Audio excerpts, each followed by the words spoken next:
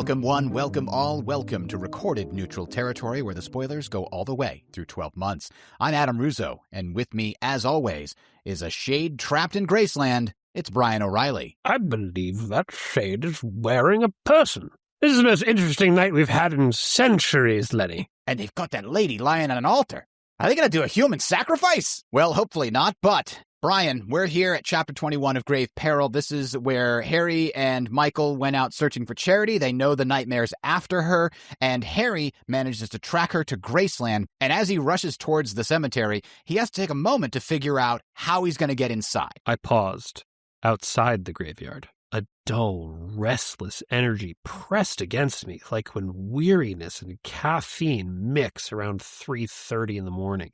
It rolled against my skin, and I actually heard whispering voices through the rain. Dozens, hundreds of whispers, ghostly susurrants. I put my hand on the wall and felt the tension there. There are always fences around cemeteries. Always. Whether stone or brick or chain link, it's one of those unwritten things that people don't really notice. They just do it by reflex. Any kind of wall is a barrier in more than merely a physical sense.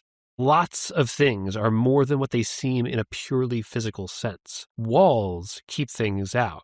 Walls around cemeteries keep things in. Brian, the horror in this book is leaking out into reality, and I don't like it. Yeah, I really think this is probably the first time in the series, maybe with the exception of Walking the Crime Scene in Stormfront, that actually crosses into modern horror in a way that's a little bit more like a Lovecraft, story or like a possession film that you get in the theaters, where it really feels like you just learned something about our reality that's true, and the fiction is kind of in the room with you now. I kind of took this for granted when I read this the first time. But I was coming back to analyze it right now for this chapter. I was like, wait a minute. There aren't fences around all cemeteries, Jim. Not always. For example, the one in my town, and I pulled it up on Google Maps, and I'm like, oh yeah, look right there. It's a wrought iron fence. Goes all the way around the whole thing. Huh. But what about that one in my hometown? That one didn't. Oh yeah, it had a stone wall around it, didn't it? Huh. What about the other one near my hometown? That also had a stone wall. Okay. Well, let me I kept looking. Just pull up cemeteries on Google Maps. So my search history might look really weird right now. But I kept looking, and I finally found the 6th or 7th I looked at had a fence going around half of the graveyard, but not the other half, which suggests maybe it was expanded at some point and somebody didn't do their due diligence. So that's going to be Ghost Central. But man, it's more true than I thought it was. Well, I think that this is definitely true. And Jim's just really smart for putting this spin on it because it's very creepy. It's very good. But if you look at American criminal law, you understand completely why there's walls around cemeteries. Because desecration of a corpse is a crime. So grave robbing, desecrating corpses, these are all things people were really very icked out by, especially a couple hundred years ago. And, for all those reasons, we make sure that they're secure locations. These final resting places need to be free from people coming in and digging up the nice suit that you put your uncle into the ground with. Yeah, and I think what Jim points out here is could be stone, could be brick, chain link, even something small. As far as the spirit world is concerned, a symbolic wall could be as strong as a brick wall around Graceland, right? Like the one in my town, it's like a 3-foot tall wrought iron fence. You could just hop over it. It's decorative only. But in Jim's world, that fence could have the power of a threshold as far as the spirits are concerned. That's kind of how he describes it here. Well, the thing that seems to be the case, just from my reading, is that it's consecrated ground. And that's what's actually sort of the wall in some way inscribes this location, and it's like this consecrated barrier they can't push past. So I don't think this would be true if you built a fence, not to get too real, but I don't think the chain link fence around a concentration camp, necessarily has the same effect. I think that maybe it keeps things in, but I don't know if it would be as metaphysically real as something that is, even if it's a 3-foot fence, part of the innately religious ritual of how we treat our dead. Yeah, so I think that's a huge part of it. And I think the other part of this is how in the Dresden Files universe, when a lot of people believe that something should be true, it is true. Like the quote unquote weapons that Harry pulls out of the vault in Skin Game, the goblet isn't inherently magical. Nobody invested magical energy in it, but the belief of millions, billions of humans over centuries that it should have power actually invests it with real power. And I think the belief of millions, billions of humans over the centuries that the dead should stay in graveyards imbues the walls of graveyards, the fences of graveyards with some actual ability to be a barrier. Adam, that was a cogent, well-taken point, but I will admit I was slightly distracted by the realization that at some point we're going to get to do a breakdown of the Holy Grail. That's going to be fun. But Harry eventually breaches the wall and enters the cemetery through this pressing horde of ghostly susurrants using his pentacle amulet. Yeah, his pentacle amulet, which he holds up, quote, like a Diogenes lamp. So I read that and I was like, well, I know that's a reference to something that I'm not familiar with. So I went and did some research on Wikipedia. And Brian, this is fascinating. Diogenes is a cynic in the old Greek style. That is, cynicism was a philosophy in ancient Athens. And it's not used the same way we would use it today, right? A cynic today is somebody who's like more pessimistic, they don't believe, they're more skeptical, that kind of a thing. This is kind of connected to that, but the cynics rejected all conventional desires for wealth, power, glory, social recognition, conformity, worldly possessions, and even flouted such conventions openly and derisively in public. So you could think of them more of like an ascetic monk in that sense. Now, Diogenes in particular was renowned for his ascetic lifestyle and his radical critiques of social conventions. The radical critiques, by the way, included him living inside a large ceramic jar. This is like something that, imagine a massive pottery jar tipped over onto its side, and the top of the jar has a diameter of like 4.5 feet. So you can like sit inside of it cross-legged and like preach at people who are coming by about his belief system, about his philosophy. That's kind of what it was. In the early translations, people just call it a barrel, basically. Yeah. And in fact, some of the famous paintings that are showing him inside of this pot, it looks more like a barrel. But yeah, it's like about 3-4 feet high. He's also always pictured with dogs around him. I guess he was like, feeding the wild dogs, so they would always congregate around him. But Brian, one thing that stuck out to me, he, quote, advocated for a return to nature, the renunciation of wealth, and introduced early ideas of cosmopolitanism by proclaiming himself a citizen of the world, unquote. Was he the first sovereign citizen? Was he a sovereign citizen that traveled back in time to tell the Athenians that they don't have to listen to their government because they're citizens of the world? That was immediately the connection I made to that. Return to nature, renunciation of wealth, one world government. I guess in the future, the anarcho-syndicalist communes win. Yeah, well, or the past. So Diogenes, he spent his mild winters in Athens, surviving by begging and taking shelter in a large ceramic jar, as we talked about. The Athenians reportedly held him in high regard, even replacing his jar when a youth broke it. And then he was also known to wander the marketplace, and that brings us back to his lamp. He is always pictured with his lamp because he would wander the marketplace by day, or at least the stories say this, right? A lot of this has been probably punched up by different historical writers over time. They say he wandered the marketplace by day with a lit lamp, looking at people saying, I am looking for an honest man, right? And their read on this is a criticism of the moral corruption, the hypocrisy of modern life in Athens. He's like looking around in broad daylight with a lamp saying, I still can't see any honest people here, right? That was the idea.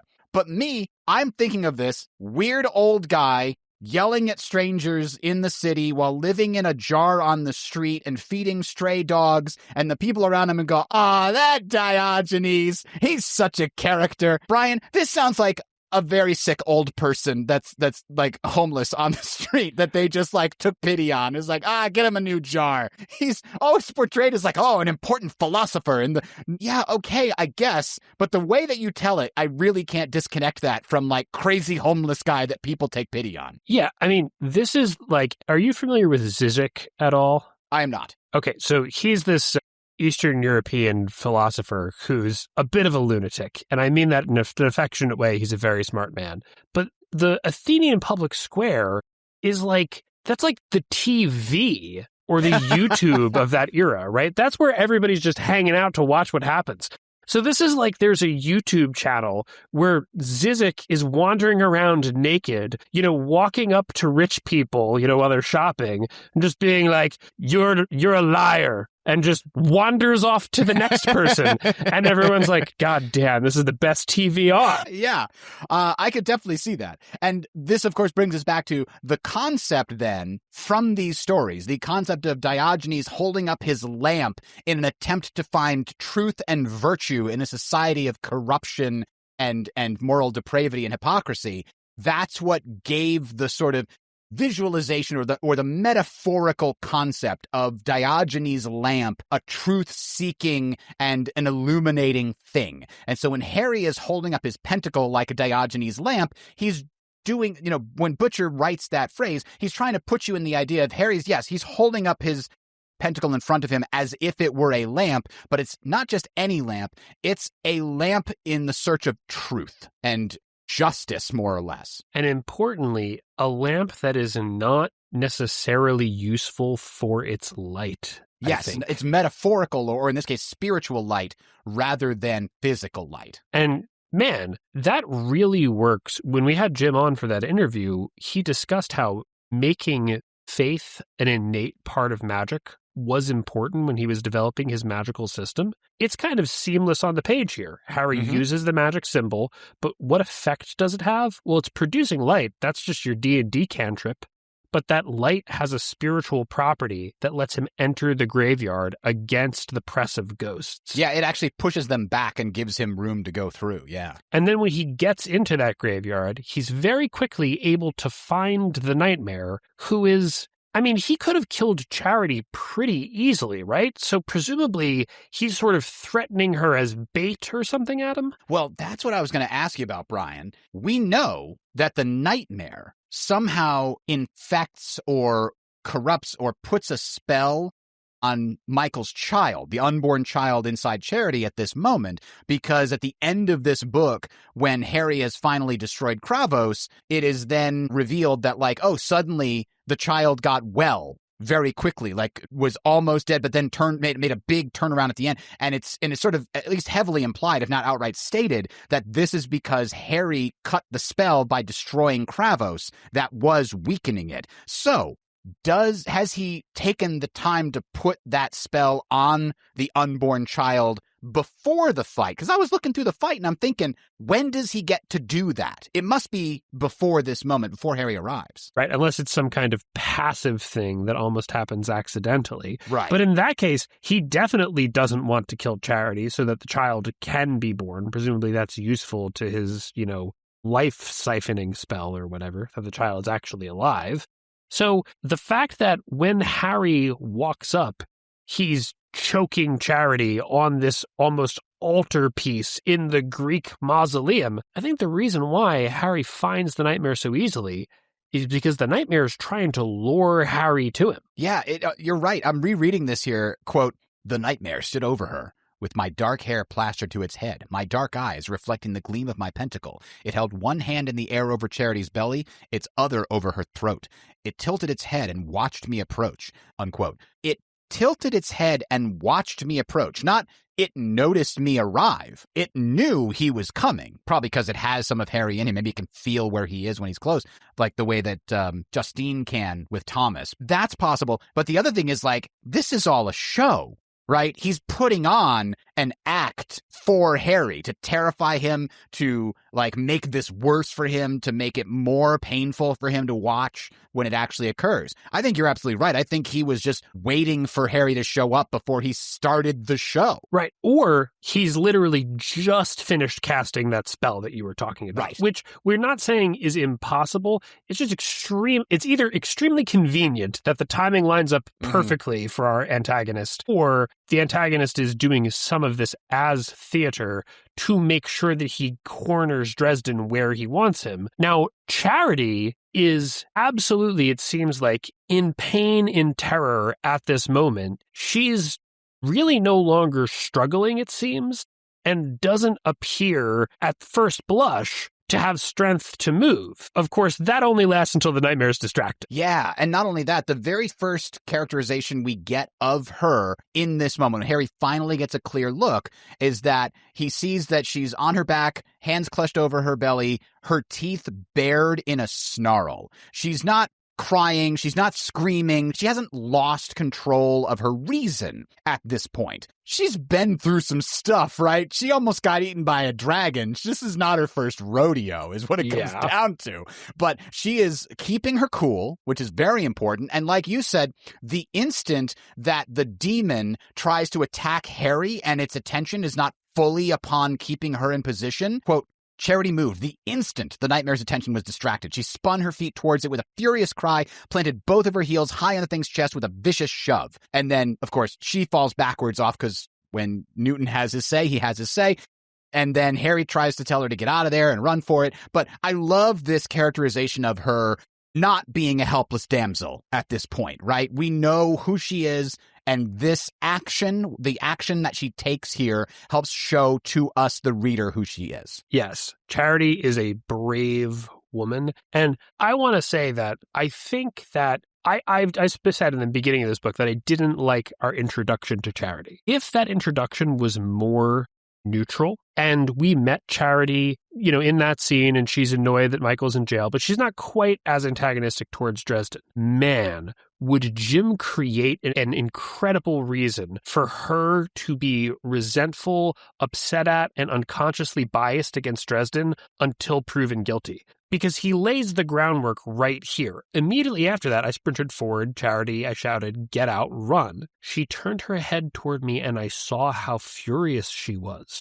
She bared her teeth at me for a moment, but her face clouded with confusion.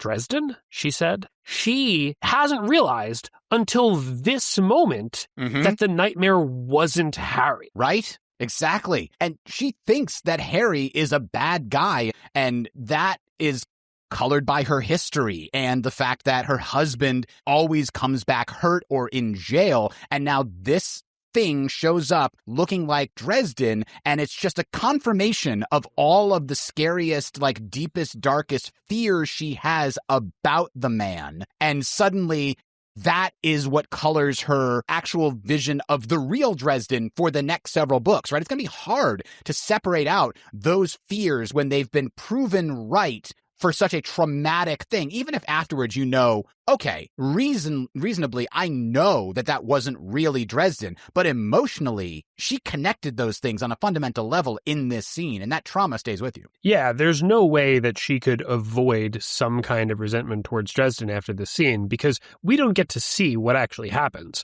But presumably, from Charity's perspective, she goes to this store where Dresden meets her and says, "Oh, hey, your car won't start. Here, come with me. And Michael's here. I got to bring you." And then, within seconds of this thing, convincing her it's Dresden, he is grabbing her by the hair and dragging her into the cemetery. Mm-hmm. And this is not an operation that is over in 10 seconds. This is not 3 steps.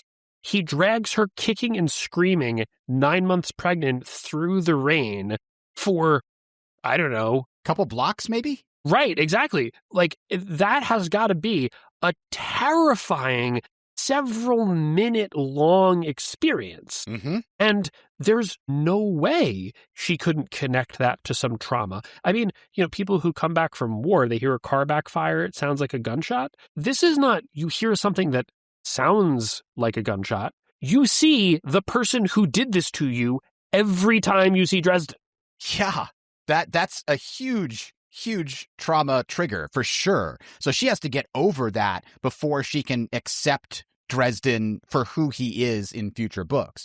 Because here's the other thing, right? And this is the thing about Charity in this scene that I think is the coolest. So from her perspective, Dresden is assaulting her, trying to kill her child. She doesn't know. Seconds later, after she gets away, Dresden's in front of her. Yeah. Telling her, hey, you got to get away, run, I'll hold him off. She doesn't miss a beat. Right. She has 1 second where she's like, Dresden? And then she just gets with the program and is on mission for the rest of the fight. So that is some quick processing, realizing this is a different person. Okay, I was attacked by a shapeshifter. Like, great job, Charity. Like, that's, you know your husband's a knight when you're like, oh, shapeshifters. Yeah, had squirrels in the attic last year too. And books it out of the cemetery, letting Dresden assist her. That is a real demonstration of the kind of person she is in terms of the warrior woman we see in Proven Guilty. Yeah. Now, the next thing I want to talk about here, Brian, is we've called this out a couple of times so far, even in the early books. Jim's efficiency with his writing is definitely one of his strengths. And for example, we have this moment where the Nightmare is about to throw a fireball or some kind of fuego spell at Harry using Harry's own magic against him. And he needs to pull up a shield to block it. Now, sometimes you'll get something like, and then I formed a shield. But instead of that here, we get, quote, I slammed power recklessly into a shield, unquote. Now, that does so much more than simply tell us that Harry's bringing up a shield. It gives us his state of mind, where he's recklessly doing it because he's panicking. And he's slamming it recklessly because he's not being careful about how much energy he's using. Like, just a few extra words do so much that, like, would normally take 2 whole extra sentences to try to explain, and I was panicked at the time. No, you do that by showing, not telling, right? That's always what you hear in about good writing or good media. And it shows that Jim put that much effort into his magic system because he can use it for expressions like this. That's a purely emotional state that he gives us through spellcasting. I've seen people do that with a fight. He swung the sword in some way that connotes that he's angry and reckless and, not holding up a guard. And I've seen people do that with fighting. I have never read a series where somebody is this good at describing the magic itself in terms of emotionally painting how the characters are fighting. Yes, that's exactly, I think, when I read it, I was feeling that exact thing, but I think you said it much more succinctly than me. Another example happens a little bit later in this fight where after the shield breaks and Harry basically just barely survives, mostly because it's raining really hard and fire's a bad idea. He basically says, even I would know that fire is a bad idea in the rain like this, and that's why he's able to withstand it. But then the Nightmare basically grabs him by the leg, swings him around in the air by the leg, and then launches him at a marble column that he hits head first. Concussion City, baby. It's over. But he doesn't quite fall unconscious, Brian. Now, Jim could have said, something like, and I managed to stay awake, but barely. Instead, he realizes, quote, with a flash of depression that I wasn't out of the fight yet. Beautiful, perfect, super efficient in getting across the state of mind of this character. Like, it hurts so much, I kind of wish I was out of the fight already. Yeah, which for him means death. So that's it hurts so bad, I wish I was dead moment. And it's a characterization of, like, we've talked about this character kind of has a death wish. Yeah. Now, I will say, this is, in a great scene, one moment that is a little bit too cartoonish for me. The Nightmare should have just picked him up and thrown him into something. Whirling him around by the leg, I'm pretty sure you dislocate your leg, and then when you crash into the mausoleum, all of your bones break. Even if you're not dead, just nobody's getting up after that unless they are, like, we can't have it both ways where wizards simultaneously just recover well, but also they fly into marble and, don't even break a finger. Well, he broke his head pretty bad, but that's the one thing that Leah fixes for him, which we're going to get to in a few minutes. So that, on that sense, it doesn't bother me as much because after Leah, he accepts her bargain and his head clears. Like, it's clear to me that the concussion that he was feeling goes away because he's able to get up after that. But he does mention that, like, his body still protested. So, like, the bruises he got from the impact with the ground after being thrown around like a rag doll are still there. Why should Leah bother to heal those if she doesn't have to complete her end of the bargain, right? So that brings us to the specific moment where he's on the ground, clearly the way it's described, in a concussed state, right? He wants to get up, he tries to get up, but he can't do it without this blinding pain in his mind, and he's just physically unable to make his body do what he wants to do. He just doesn't have the strength. And then Leah just shows up and says, "So much water. So many things flowing down, away. I wonder if some of them are not wasted," unquote. That is so perfect to make her this, like, creepy, like, stakes are so high. My friend's wife's about to die, their unborn child, I'm here about to die, and she's here waxing poetic about the rain and flowing things. Meanwhile, she's actually giving him a hint, isn't she, Brian? Well, not only is she giving him a hint, I mean, this works on so many levels, because the characterization, I think, is even better than you're suggesting. First of all, she purrs the line. That's true, yeah. And we have the Linanchi described with cat imagery on several occasions. She even has cat-eyed pupils, like most fae. So that's, that works and it's consistent. But on one level, not only is she giving him a hint, she's laying the groundwork for the bargain. What am I? Well, I'm about to offer to save you. Why? Well, I think, we've got Charity over there and the baby and your friend Michael and you're all dying. And, I feel like this is a waste.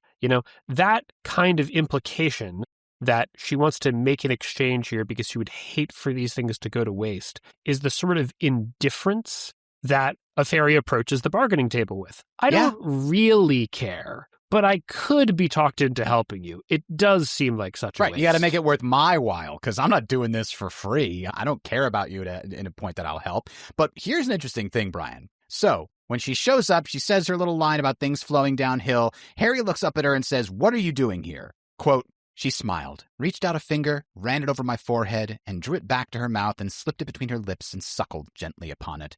Her eyes closed, and she let out a long and shivering sigh. Such a sweet boy. You always were such a sweet boy," unquote. Now, on the one hand, deeply creepy that you're, like, sucking on his blood and going, so sweet. But on the other hand, Brian, did you see what she did there? He said, "What are you doing here?" She did not answer him. We know the Fae have to give you the truth if they talk to you, but they can avoid telling you what they don't want to tell you, right? They can lie through omission. And that's exactly what's happening here, because if she answers that question, "What are you doing here?" she would have to explain why I'm here to protect you. I'm your godmother after all. Your mother gave me the obligation to protect your spiritual self. And she does not want Harry to know that, Brian. That is actually super cool. That it's pretty clear to me she's dodging that question. Jim already had that figured out. Well, Adam, I can do you one better. I don't think she's dodging the question. I think she answered it honestly. What is she doing here? She's there for her sweet boy. She's obligated to be there for Harry. What are you doing here? I'm here for you, dummy.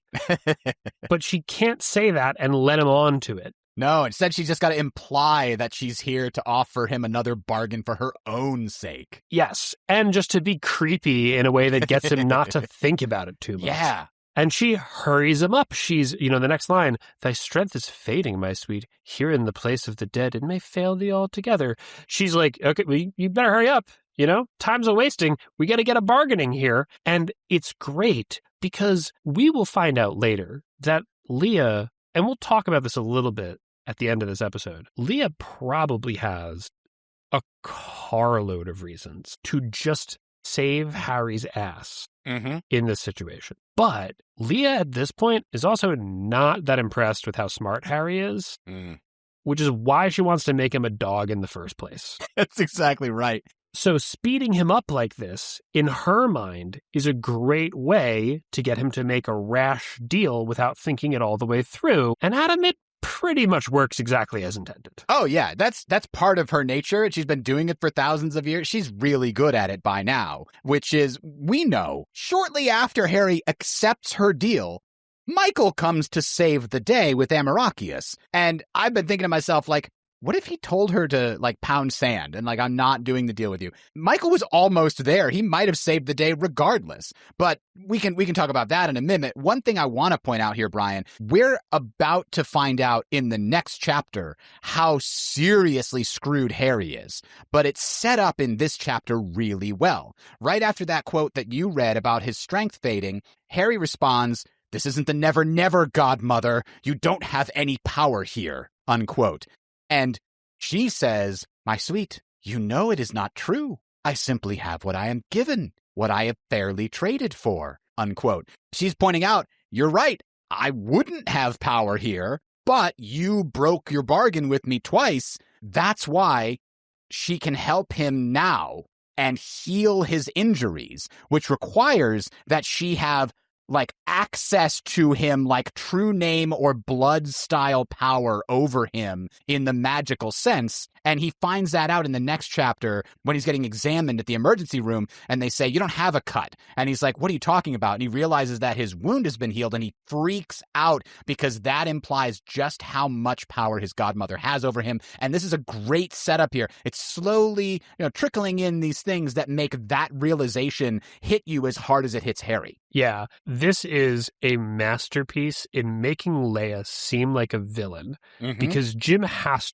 to make things work the way he wants it to from Harry's perspective.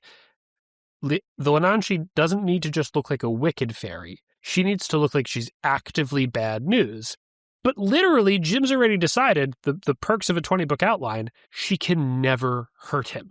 So by setting up this sword of Damocles hanging over his head, and by reminding him of it, and by showing her power, she seems like the shark fin in the water, just mere feet away, poised to strike. When really, I mean, imagine if Harry tells her to pound sand and Michael does show up. Can the Lenanchi afford not to heal him? Right. I mean, in this very thing, she comes up and tries to imply an excuse for why she wants to help him, right? She says, "I don't want you dead, I want you tamed, but not like this, not as you are. Pathetic, really, Harry, allowing yourself to be eaten so. Justin and I taught you better than that." And the fact that she equates herself with Justin just reinforces how evil she seems in this moment. Yeah, it's really expertly done. And that's why when Harry takes the bargain, we feel like he's gotten in deeper, even though, looking back on it from the series, the Lenanchi showing up at this moment is probably literally the best thing that could have possibly happened to him. Oh, yeah, because his ultimate arc is positive for so many people. How many people has he saved? Thousands and thousands, because just the Dark Hallow alone, right? It's got to be in near millions in terms of how many people Harry's has saved. So the fact that she saves him here is critical to the good outcomes further down in the book. And not just that it saves Harry's life, because of course it does, but in this case, she is supposed to safeguard his spiritual self. He was attacked through the Never Never by a ghost. She might actually be obligated to him for not holding up her bargain with his mother. That's a good point. She technically failed him. Now, she was protecting the Never Never on his side of the thing, but when he went out in his dream, it formed a special domain in the Never Never that she didn't know about, couldn't get to, maybe didn't realize was there, and so she couldn't protect him there. You're right. She might have some extra obligation here because she failed him, some debt she has to repay. And what I mean by he's getting it's so perfect that she's showing up is that the Lenanchi convinces Harry to get further in debt with her, which is the entire reason he stays in the White Council in the next book, because he's obligated to Mab. So the fact that Leia does it this way, she's actually right. Her getting Harry on her hooks is actually keeping him alive. Yeah, she's got better long-range view than he does. I'm not saying she has foresight, but she does have wisdom enough from centuries of seeing what goes on with politics and this and that, that she realizes this boy's going to need help figuring this stuff out. And if I have him under my obligation, I can force him to do things that are in his own best interest. Now, while Harry and Leia are having this conversation and he's getting healed and we get it together, Michael does fight the nightmare. Just out of curiosity, Adam, if Charity and Harry weren't here, do we think Michael just wins? I think he would have to, right? As long as he is walking the path and fighting evil. And I don't think the nightmare can't be considered anything but pure evil at this point. It's a spirit, so it's not human. And even though it's not a Denarian, I think it still counts as something that Amarachius is designed to fight against. It's doing nothing but terrorizing humans and mortals. Which means that Harry asks for exactly the wrong thing from Leia, which is effectively the ability to help Michael in this fight.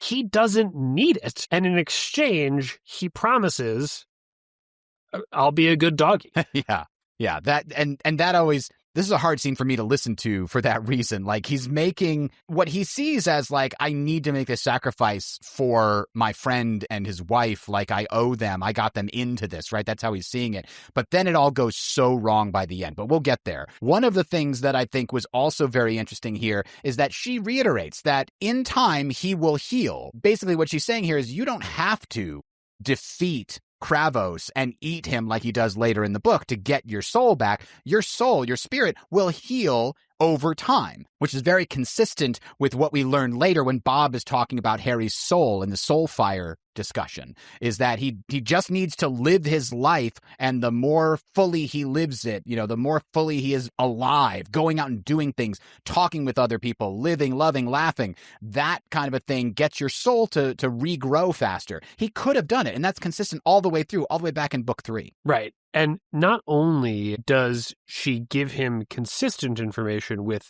how the mechanics of the soul work, she gives him really important information. If Harry was smart enough to realize that she can't lie to him, and when she says, "In time you will heal," that's actually deeply meaningful, he'd have the kind of secrets he has to get out of an angel later just at his fingertips.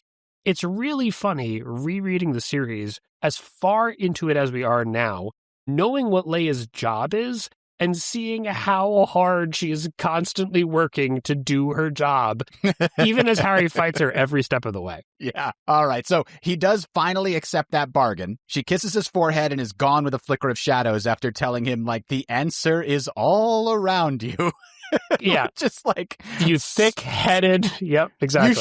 You should have negotiated for a better deal than, oh, don't worry, I'll give you what you need to save the White Knight's lady. And then he just says, okay, whatever. He doesn't think, okay, but the Fae's only going to give me what I need, not what I want, which is like, give me the power to do it, or give me the secret to defeating the nightmare once and for all. No, it's just, oh, look, there's a lot of rain, isn't there? Bye! And also, I'll heal your head wound. But she's got to say the thing about the rain twice. As we noted, she opened on the line about, look at all the water that's around Harry. So she's just repeating herself like, come on, kid. Like, I'm not allowed to give it to you. I am your godmother, but I can't just unrestricted give you all of the information. You've got to ask the right questions. Or bargain for the right details. But I'm really trying to hint at the solution here. Yeah, I like to think that if he didn't have a concussion, her first line might have given him the epiphany that he gets later in this chapter, that he needs to shove the nightmare into the stream that's downhill. Yes. And obviously, it's to Harry's credit, he's very good at thinking on his feet without panicking, that he's able to put that together himself. And obviously, Leia's not giving it to him perfectly straight. You just have to imagine from the Fae's perspective, with thousands of years or hundreds of years of experience, we look really dumb and slow sometimes. Yep. So this fight scene, Adam, as you're discussing, ends with Harry dunking the nightmare in the water. But it takes us all over the cemetery.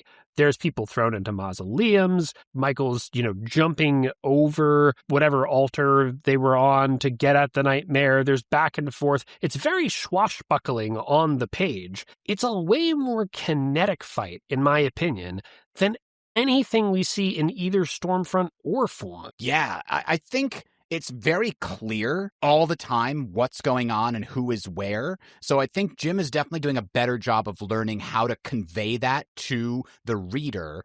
And it's also sort of a fairly tight and quick battle. He doesn't have to say, and then there was a sword swing, and then it went over there. Like, it's just like, while Harry's talking to Charity and learning that her water broke, by the way, Michael is like battling the nightmare in the background. And you'd be like, they're fighting. We don't really need to know the details until Harry gets up and tries to take, Charity away with him, and he can't. And then what's important is the way they wind up is the nightmare basically seems to disappear from Michael and go, why am I doing this? I'm a ghost. And just like appears next to Charity holding like a tombstone to drop on her head and says, put down the sword, buddy, or this is going to happen. Like, he actually at some point remembers that he's a ghost and he can use ghost powers to win this fight, because if he didn't, Michael would have won it. Which really signals something about Kravos. Being dead hasn't made him any smarter. He uses fire in the rain.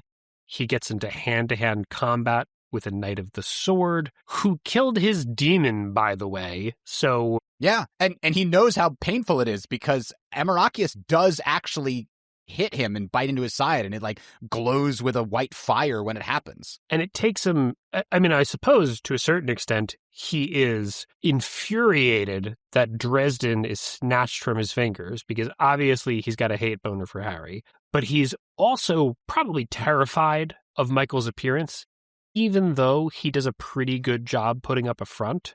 But the fact that he only realizes after the entire conversation Harry and Charity have, hey, I can just teleport and get my hostage again, is not exactly giving him grade A for thinking on his feet. Yeah. And I got to say, so the other thing that's about this fight scene that's very interesting is there's a couple of times where the fight starts and then it stops and then it starts and then it stops again, right? Harry shows up and there's like no struggle, right? The nightmare is waiting for him, and it's like, yes, I see you, wizard. Oh, you're a demon. Oh, is that what I am? So at that point, the fight hasn't started. Then the thing starts to throw fire at Harry. Then Harry jumps over the thing at it and attacks it as fast as he can to sort of get surprise on his side. But that doesn't work for long. Then Harry's like knocked out and concussed, and the fight drops again, and the thing just sort of slowly walks over to Charity, to being as terrifying as possible. Then Harry suddenly gets back up. I like to think that whole conversation with Leah kind of happened in a sort of time slowed moment. It probably just happens in his head. Yeah, exactly. The way that sometimes Lash slows time to have a conversation with him. I don't know if that's necessarily a power that Leah has, but it almost feels like it would fit really well here if she could. Not a lot, just a little bit, because right now you're like, oh, they had this whole ass conversation, but at the same time, they only exchange a few words. All this other stuff about Harry and his head and trying to figure out what's going on, and oh, my head hurts so much, it makes it seem longer than it is. But so for a couple of seconds, the fight is quote unquote over, right? The nightmare thinks he's done. Then Leah shows up. Nightmare probably can't see her. She's making herself invisible to him. And then Harry gets back up and he's like, I'm ready for round 2. And then Michael shows up. And now the fight is back on. And then suddenly the nightmare has the stone above Dresden and Charity and demands that, Michael put down the sword. Now the fight is off again and they're negotiating. And then when Michael puts the sword down, there's this great line where Michael puts the sword down after Harry says, don't do it, Michael. Just kill this thing. He's gonna get us anyway. Wizard, thy friend should have listened to thee. Like, that is a great villain line. Like, oh yeah, as a reader, you can see that coming, right? This thing is duplicitous. There's no way it keeps its word. Michael is gonna be who Michael is, though, and he's gonna put the sword down, and you're the reader going, no, don't do it. He's gonna definitely betray you. And then, of course, in that great, villain way, he betrays them, and then the fight is back on again when Charity brings the crucifix up, and then Harry tackles the thing. So it's this weird start and stop element where the fight itself has these sort of mini acts, where this is the first act of the fight, then the second act of the fight when Michael shows up, the third act of the fight when Harry realizes its actual weakness and how to kill it. And Charity, forget about just holds up the crucifix, her arm abruptly swept up, the symbol flickered and kindled with white fire, right? Charity's got that full-on true faith power. Mm-hmm. And then she steps up next to Dresden. She's not hightailing it, chanting in Latin, like, I've seen The Exorcist. I know what to do. Absolutely on it while she's undergoing contractions. Serious action girl moment for Charity here. Right. But I just want to call back to something that you mentioned about Leah's ability to have that conversation in slowed time. Remember, she doesn't need to. Because as we see in Turncoat, if you've got any skill with aeromancy, you can have conversations at the speed of thought. And Leah, as an illusionist, almost certainly does have some skill with air magic. And she's probably, like you said, Adam, not even really there in any physical sense. She just creates a nice, mental image for Harry to see while they have this conversation entirely in his head at the speed of thought. Could be. If we assume that something like that is going on, then it makes a little bit more sense to me why, over the course of this book, Leah doesn't show up more often, because in that reading, she might not even actually be physically in mortal Chicago at this moment. Yeah, I tend to think she is. She's just glamored to be hidden. Right. That's kind of how I see it. Like, only Harry is allowed to see her.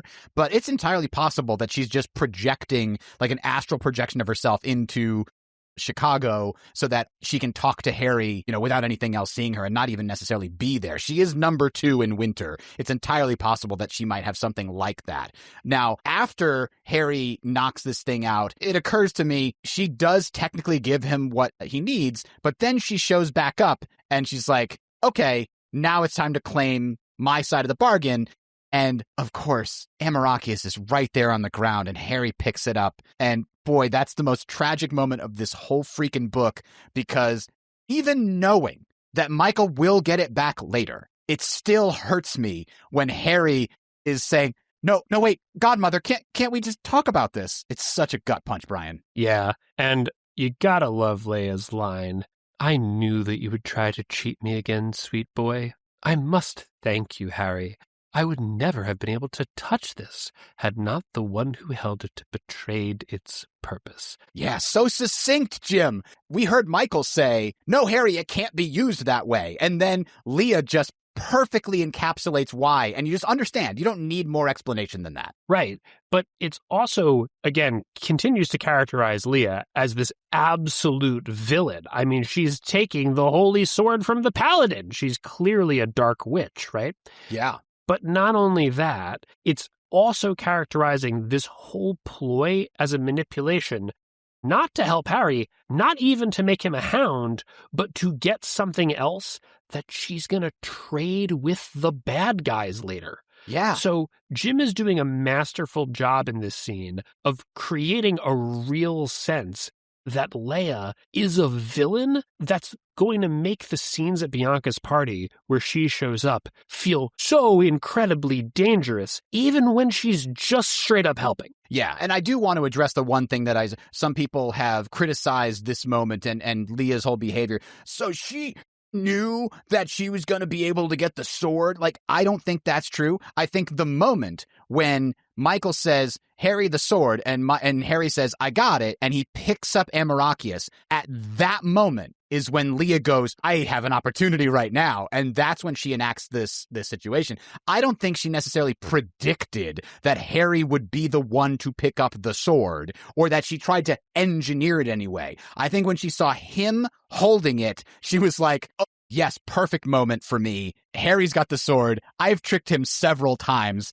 I'm going to do it again. And he already owes me, so here's what's going to happen. Now, Harry will actually learn from this moment. You would hope that he would have learned from it back in the whole fight with Justin, but he does the same thing here again, where he actually has leverage. He doesn't know how much, and so he bargains just to win the fight and save Charity when he should have been bargaining for, beating the nightmare, as he says. I want to beat the nightmare, then I'll go with you. I mean, Leia certainly could just take out Kravos. I don't know if she's empowered to make that deal. Okay, you'll come with me immediately and I, kill this ghost for you. But could she do it? Yeah, absolutely, sure. Moreover, Harry doesn't even think about, okay, I will follow through on this bargain in 24 hours. Right. He just says, I'll follow through, which even if he wins the fight,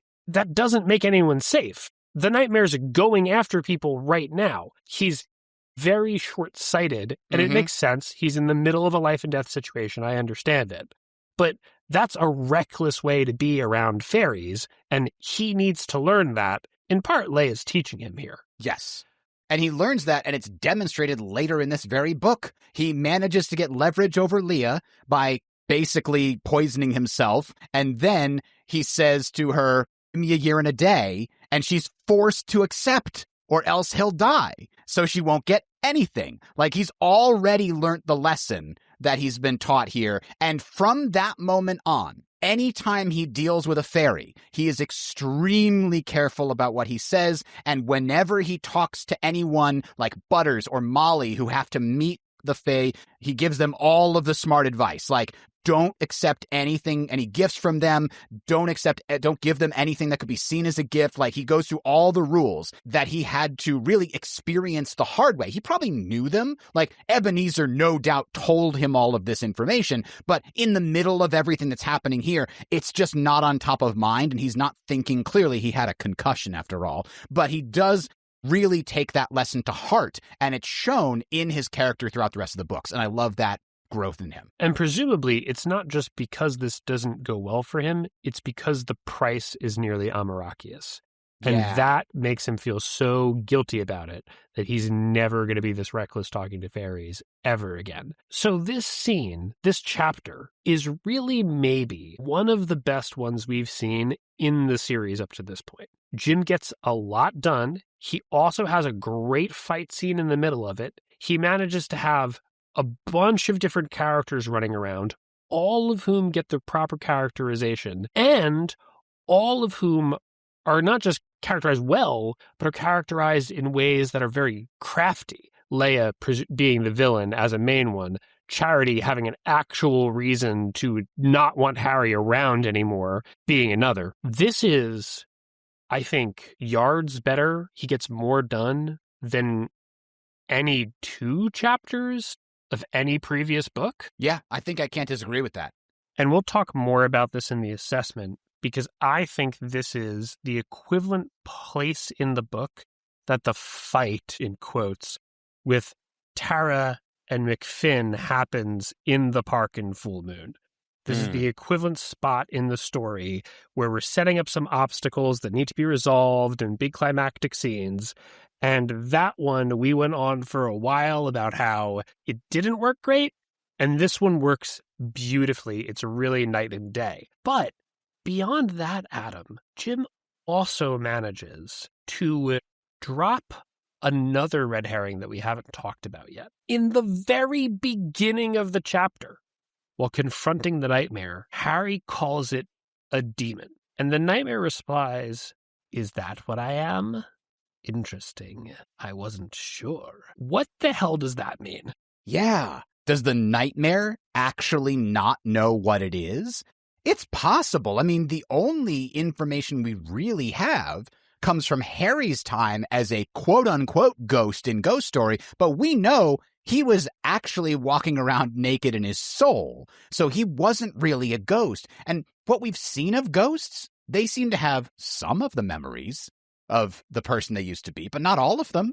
So it seems entirely possible that if this is Kravos, maybe he doesn't really know what he is, especially if he used some weird ritual that Mavra taught him to create his ghost in the first place. You know, she wouldn't have told him, by the way, you won't remember who you are. She would have said, oh yeah, this is going to make a pretty awesome tool. But she would have told Kravos, oh yeah, no, you'll be super epic as a ghost. You can get all the revenge you want, which is technically true. So I think that's possible. But the other possibility, Brian, is that this is Kravos trying to put on an act for Harry to mislead him. Which do you think it is? So I leaned pretty hard to the nightmare is lying to keep Harry off its trail, and so that he thinks it's a demon or something, because he knows enough about magic to know that that makes Harry's job harder. Mm-hmm. But you really got me thinking when you said, I mean, what does Mavra care? she absolutely would promise Kravos that, sure, you'll be a ghost and you'll come right back to life, no problem, A plus B equals C, you're fine. But she doesn't care if Kravos remembers who he is or what his purpose is beyond what she wants. But can I take a third option? Sure. Kravos knows that he's Kravos, or rather, that he was Kravos. But Kravos knows that he's doing stuff that ghosts really shouldn't be able to do. So when Harry calls him a demon, maybe Kravos is thinking, is this how demons are made? I love that. Because again, it's Kravos just being dumb. Right. Rather than actually being smart, which the interpretation of him pretending to not know what he is, to throw Harry off the trail, that's more along the lines of, oh, he's a secret mastermind. But as you pointed out, right, he's using fire in the rain, and it's not consistent with that kind of level of sorcery. And then, as we concluded, like, he's probably using the these and the thys and the archaic speech to put on a show for his cultists, and he got used to doing that. So he thinks it makes him sound scary and evil and old, when really it's just like, Harry's like, you're not even doing it right. It should be thine, you idiot.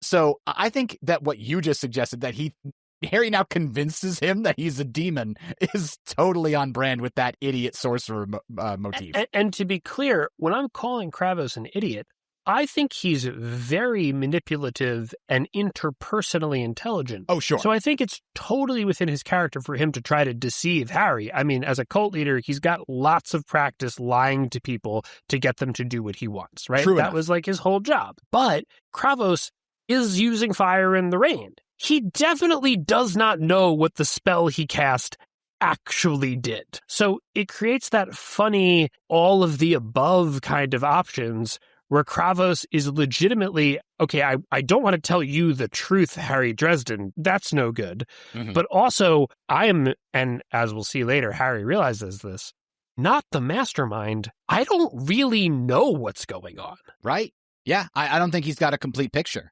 So right after Michael, this is the one that gets me every time. Quote, Harry, Michael whispered. I think he was crying, but I couldn't see the tears in the rain. Oh my God, what have you done? Unquote. God, what a gut punch to end the whole chapter on, Jim.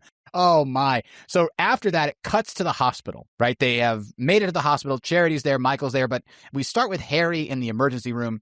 And that's when he finds out, oh my God, my wound was healed by my godmother. She has way more power over me than I thought.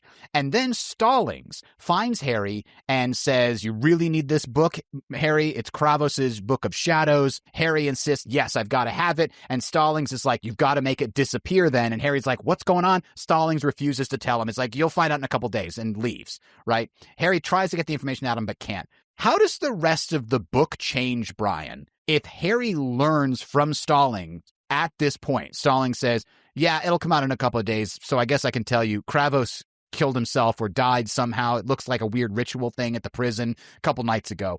Anyway, Harry, I got to go. How does that change the rest of the book? So I think it might change things pretty significantly, because if Harry gets the book and the information that Kravos is dead at the same time, I don't think he's immediately going to say, ergo ipso facto, Kravos is the nightmare ghost that I've been fighting. But he is going to go, well, that's weird. Kravos is dead? Did the nightmare go after him?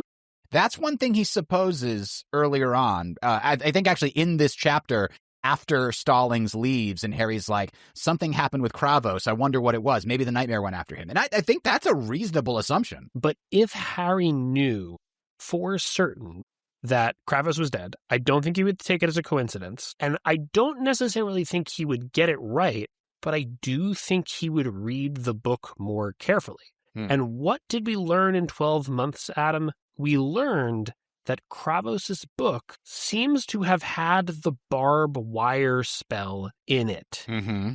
As soon as Harry sees that, now we know. Either Kravos learned the spell from the demon that is now a ghost and doing the barbed wire thing everywhere. One possibility. Or Kravos learned this spell and the nightmare also knows this spell, that might be enough for Harry to at least seriously consider if he's fighting Kravos, who he knows could leave a ghost, as opposed to a demon, where it's pure speculation that it could be a ghost in the first place. Yeah, honestly, I think it's even stronger, too, because if he realizes the barbed wire spell is in there, I don't think demons cast spells. At least not the kind of 2-bit summoning demons that Kravos is pulling up. You know, I think, if you get an archdemon or something, then maybe that thing has some serious magic. But I always got the impression that the sort of low-level demons that, like the Toad demon in Stormfront, it's got acid that it shoots at you, but I don't get the impression that it can cast spells like the barbed wire spell, which seems way more complex and intricate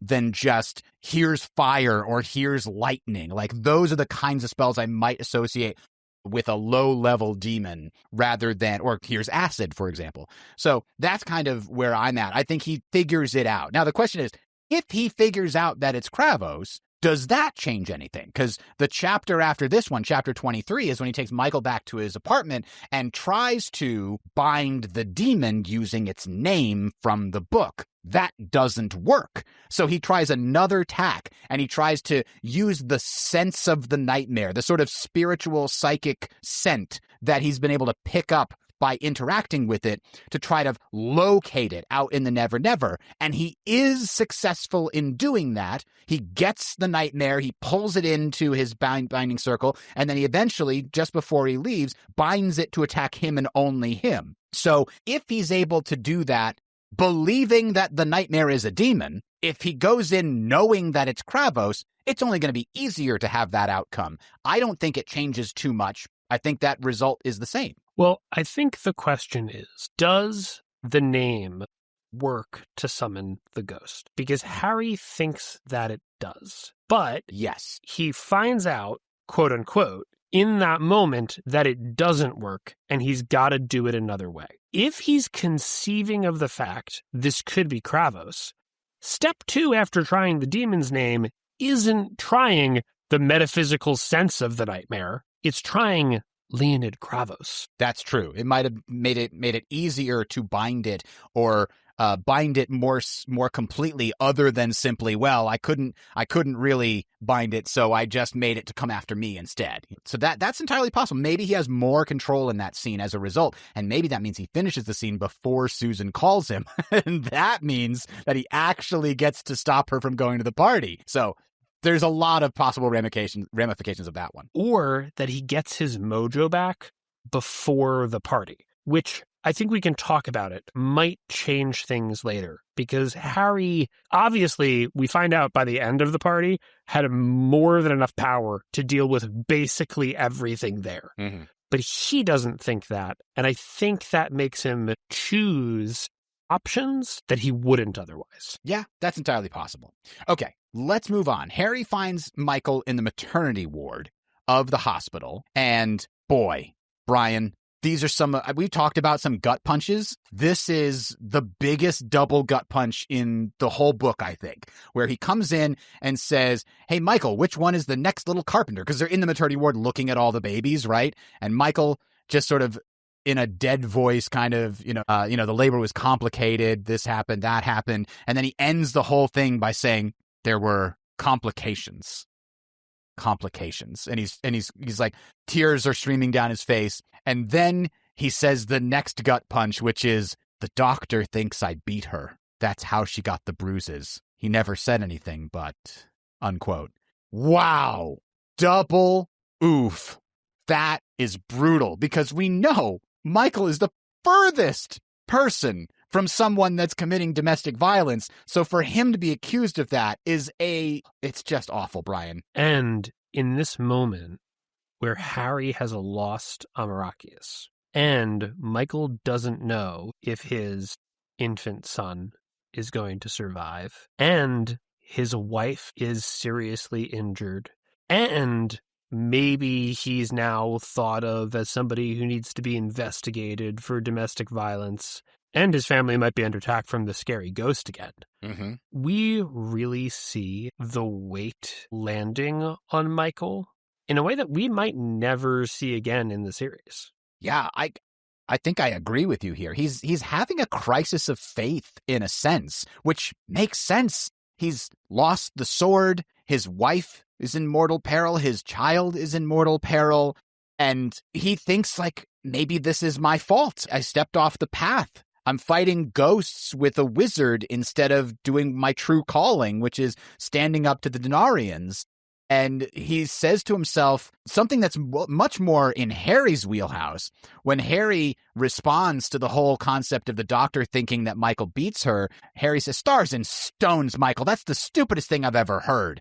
And then Michael's response is, "It might as well have been me, Harry. If I hadn't gotten myself involved, this demon wouldn't have gone after her," unquote, which is the kind of indirect fault that Harry always assigns to himself. And those are the times when Harry does that, Michael gets to call him out for being arrogant, like, you're not perfect. You have to accept that. You can't hold yourself to a ridiculously high standard. Of course, Michael probably has only been walking the perfect path, fighting the most darkest of dark creatures. And the fact that he's helping out Harry in these instances exposes himself to some of the consequences that come along with the gray in reality and not just the black and white. And it's probable that the reason why we don't see Michael in Summer Night is because in the wake of this, yes, it's a happy ending, but he still feels conflicted about whether he's supposed to help Harry like this. Mm-hmm. And it's not until the end of Death Masks that he realizes my boss has plans for this Dresden guy in some sense. Mm-hmm. And it is my job to come to bat for him when I can. So this is, I think you're absolutely right, a moment where Michael is wondering, these choices I've been making, am I the one misusing the sword? Yeah. Otherwise, why would it have been taken away? Why would the Lord allow this? I don't think that's what's actually going on. We know that the nightmare is doing something to Michael's kid. That's why it has the complications. And the White God doesn't protect you from that kind of thing. Supernatural enemies can still directly or indirectly harm you. The fact that Charity got into this awful situation is, yes, because Michael went to take out this demon and save these people from that cult, but that's how he met Charity in the first place. So that seemed to be pretty much on mission. Don't understand why it wouldn't be now. And of course, this whole domestic violence thing never amounts to anything. Maybe this was the best way for the doctor not to ask questions about what really happened. So Michael might feel like he's been abandoned here. But that is a personal crisis, because we've actually seen no evidence that he has in any way done anything to displease his boss, as evidenced by the fact that he's literally fire to the touch of unholy things in 12 hours or whatever it is. The next piece of this, Brian, is when Harry has the epiphany that the nightmare isn't the end-all be-all. There's something else holding its chain, and it's partly because of things that Michael says here. So Harry then goes on to explain, like, okay, listen, demons are tough. They're dangerous and they're scary, but they're really kind of clueless. They don't understand love. They don't understand social ties, empathy, friendship. And so earlier, Harry had hypothesized, oh, it's got a piece of me in it. I would know to go after Michael's family. That would be the best way to get to him if I wanted to hurt him. But the demon wouldn't understand that. It doesn't understand love. It doesn't understand empathy. It only understands things like pain and violence. So Harry uses that knowledge, that epiphany, to come to the conclusion that the nightmare isn't choosing its own targets. It's being directed by someone. Now, Brian, this is really interesting because at this point, Harry and Michael have come to the wrong conclusion on who the nightmare is. They still are operating under the assumption that it's the demon's ghost, not that it's Kravos, right? They still manage to come to the correct conclusion on who is pulling the strings behind the scenes, right? They figure out it's Bianca or somebody connected to her. But they do this using the wrong original assumption and erroneous reasoning.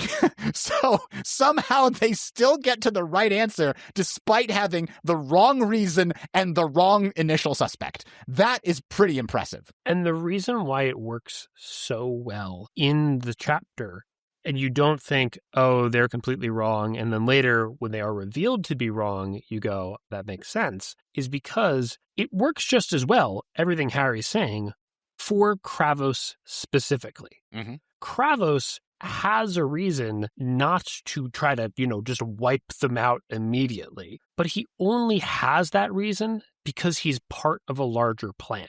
Without Bianca and Mavra, Kravos doesn't become a ghost in the first place. So all of this is only happening because the nightmare is working with someone.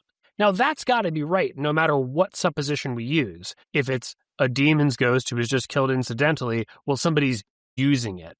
If it's a person's ghost, well, whose ghost would it be? Nobody who's been killed, so somebody must have had help to kind of set this plan into motion. They must have become a ghost for some reason. It makes sense to me that they don't jump to Kravos was taught a ritual by vampires to commit suicide and retain his agency such that, whatever, but that they come to the correct conclusion that the nightmare can't be working alone.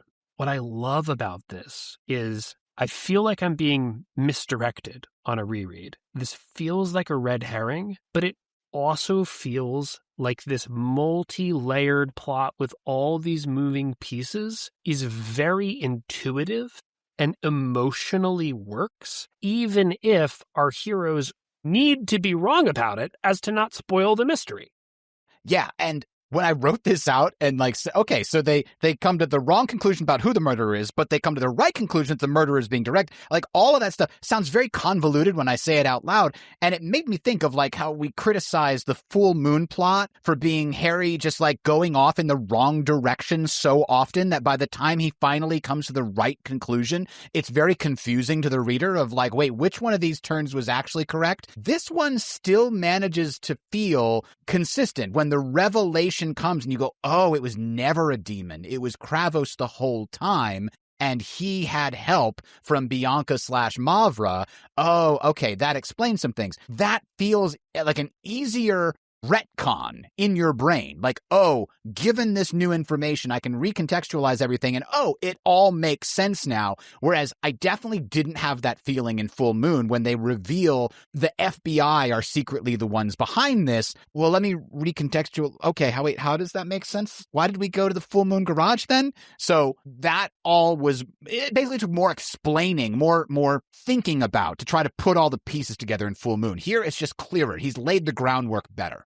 I think what I would say is that in Full Moon, a lot of the things that are red herrings basically happen for random reasons. The fact that the Street Wolves are after Harry is not something that Denton cleverly executed through a, trap that no one could escape from. He just managed to point Dresden in their direction and got lucky that Dresden pissed them off so much they literally had to kill him. Yeah. So that kind of serendipitous, catastrophic, luck-based outcomes influencing the plot that much is very true to life. But when you're reading the story, it's not as fulfilling as Kravos didn't happen to die in prison. He killed himself on purpose. Mm-hmm. Oh, Harry's not coming to the wrong conclusion because he just doesn't get it. He's not following the wrong person because he doesn't get it. He's not making these mistakes because he's making bad assumptions. He's making these mistakes because the people who are initiating the scheme are trying to cloak what they're doing in a way that we, by the end of the story, believe wasn't very complicated and would have worked. Everybody's acting intelligently, and there's still a mystery. Yes. Whereas in Full Moon, in order for there to be a mystery, first the FBI have to make a bunch of mistakes, and then Dresden does. 100%. That is exactly right. I was thinking about it, and I had exactly the same thought that the villains can be blamed for being really good at what they're doing, and that's why there's a mystery, as opposed to the hero is inept and just keeps making the wrong conclusions. that feels like a less fun book to read, but maybe you needed to read through one of those for Harry to feel like a real character that's learning. I don't know. There's one other piece here that I wanted to compare to some of the earlier books, Brian, because we talked about earlier in this chapter how efficient Jim is with his writing. And Michael comes to the conclusion while he's talking to Harry here, like, okay, I need to find out what's going on between Harry and this Fae, his godmother. So Michael asks Harry, how did you get mixed up with this Fae woman? And Harry says, quote, my mother, I think, she was the one with the power. My father wasn't a wizard, wasn't into their world. I don't know why she would do that to her child. Something inside me broke with a little snapping sensation, and I felt tears at my eyes. I scowled. They were a child's tears to go with a child's old pain. I don't know, I said, unquote. I do not remember this line at all from my previous readings, Brian, but it stood out to me like a sore thumb here because I was reading it more closely for the podcast here, and I'm like, oh man, it totally makes sense that he would have this trauma about never being able to ask his mother, why did she inflict this on me? Because as we've been talking about, at this point, he does not realize that she is a positive influence in his life. So this fits perfectly, and it's just a couple of sentences, and then immediately moves on to something else. But the characterization of Harry is so much deeper because of it. And compare to the speech he gives about his father in Stormfront, where he says that his dad was basically a loser. He doesn't tell Michael, my mother did it. She was bad. She could never stop hanging out with the wrong crowd, and she probably wanted me to hang out with the wrong crowd. And Michael, I've thought about this a lot, and it doesn't turn into a big sort of parade of negative thoughts. It's just Harry's fear that his mom was bad. He says, I don't know. I know that she was mixed up with some bad people. Maybe Leia was one of her allies. He doesn't want to believe that she was one of those bad people, but he's afraid that she was, right? That's so much more emotionally deep and painful, him wondering if she was, him wondering, if his father was a loser, than him just saying it. Yeah. And the fact that he can never ask his mother what she was thinking because he's never known her. She's been dead for so long. It's the same kind of thing like that adopted children have. Like, why did my parents give me up? They might never get that resolution, but it can haunt them as a result. And the crazy thing is, it bothers him so much and it hurts him so badly that it's clear that he's never really pushed the issue with Leia. Yeah. Who would presumably know. So he is scared to find out what the answer is. Man, that is Jim doing so much with so little. It's very Hemingway, shortest short story ever. For sale, baby shoes never worn. It's all in the subtext, And that is not something that he wasn't doing in the earlier books, but he's just so much more confident with it in Grave Peril. It really makes a huge difference. And chapters like these two are the reason why people say the writing takes a jump here. I'm going to be honest, Adam, I don't think the climax of Grave Peril is that much better than the other climaxes.